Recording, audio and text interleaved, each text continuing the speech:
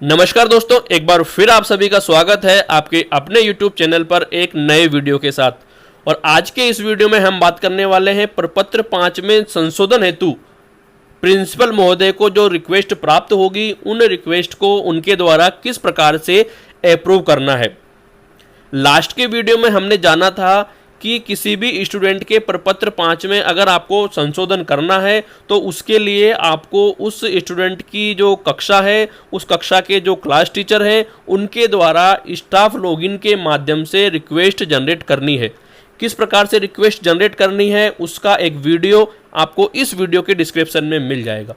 Request generate करने के बाद में वह रिक्वेस्ट प्रिंसिपल महोदय के पास जानी है और प्रिंसिपल महोदय को किस प्रकार से अप्रूव करना है, किस प्रकार से उस रिक्वेस्ट को वेरीफाई करना है, वही आज के वीडियो में हम देखने वाले हैं।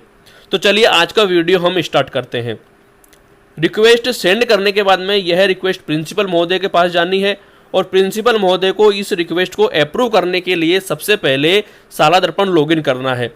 जैसे ही शाला दर्पण लॉगिन करेंगे आपको विद्यार्थी वाले टैब पर आना है। जब यहाँ पर आप क्लिक करेंगे तो आपके सामने, जैसा कि आप स्क्रीन पर देख सकते हैं, एक ऑप्शन आपको यहाँ पर दिखाई देने वाला है, verify student detail verify by principal.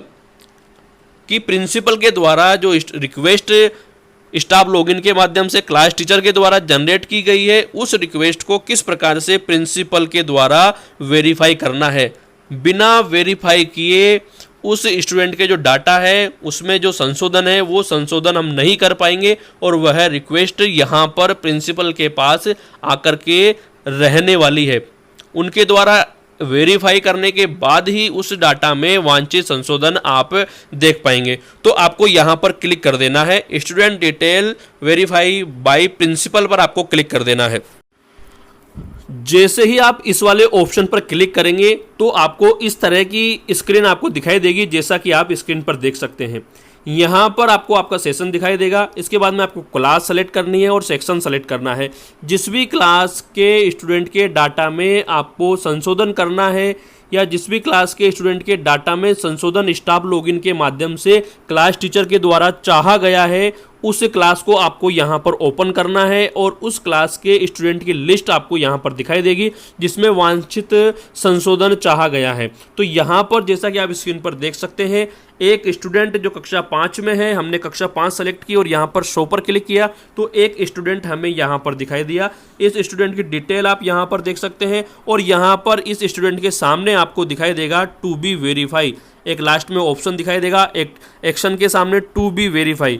तो यहाँ पर आपको क्लिक कर देना है। जैसे ही आप टू बी वेरीफाई पर क्लिक करेंगे तो आपके सामने एक नया पेज आपको दिखाई देगा। यहाँ पर आपको इस स्टूडेंट की जो डिटेल है वो आपको यहाँ पर दिखाई देने वाली है, जैसा कि आप स्क्रीन पर देख सकते हैं। और नीचे जब आप थोड़ा सा स्क्रॉल करेंगे तो आपको दिखाई देगा कि इस स्टूडेंट के किस डाटा में आपको संशोधन चाहा गया है। तो आप यहाँ देखेंगे संशोधन का विवरण, यहाँ पर फादर का जो नाम है वो अपडेट यहाँ पर करवाया गया है। तो वर्तमान में शाला दर्पण पर उपलब्ध जो नाम ये है और वांछित संशोधन दर्ज करें। जो संशोधन आपको रिक्वेस्ट सेंड की गई है उसमें यह वाला नाम आपसे चाहा गया है। तो आपको विद्यालय में उपलब्ध दस्तावेज है उनके आधार पर आपको इसको सत्यापित करना है। अगर यह संशोधन बिल्कुल सही चाहा गया है तो आपको यहाँ पर वेरीफाई वाले बटन पर क्लिक कर देना है। जैसे ही आप वेरीफाई वाले बटन पर क्लिक करेंगे तो आपके सामने इस तरह का पेज ओपन होगा। यहाँ पर आपसे पूछा जाएगा, are you sure to want to confirm. अगर आप इसको चाहते हैं सही करना तो आपको यहाँ पर कन्फर्म वाले बटन पर क्लिक कर देना है।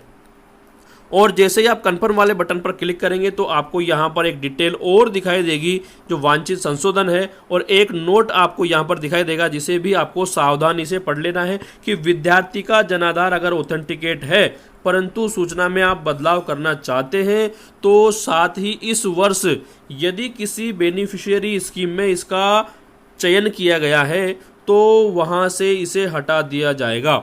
यदि किसी बेनिफिशियरी स्कीम में इस स्टूडेंट का नाम ऑलरेडी दर्ज है तो इस डाटा के संशोधन करने के बाद में उस योजना से सभी योजनाओं से इस स्टूडेंट का नाम हटा दिया जाएगा। इसकी सहमति आपसे यहाँ पर मांगी गई है। तो अगर आप कन्फर्म है तो आपको कन्फर्म वाले बटन पर क्लिक करके सबमिट कर देना है। आपको एक सक्सेसफुली का मैसेज दिखाई देगा या OTP लेकर के आपको इसे सबमिट कर देना है। अगर आप कैंसिल करना चाहते हैं तो यहाँ से कैंसिल कर सकते हैं और रिजेक्ट करना चाहें तो आप रिजेक्ट कर सकते हैं। यह रिक्वेस्ट वापस कैंसिल हो जाएगी और उसके बाद में कंफर्म करने के बाद में इस स्टूडेंट के जो डाटा है उसमें आप संशोधन देख पाएंगे प्रपत्र 5 में। धन्यवाद।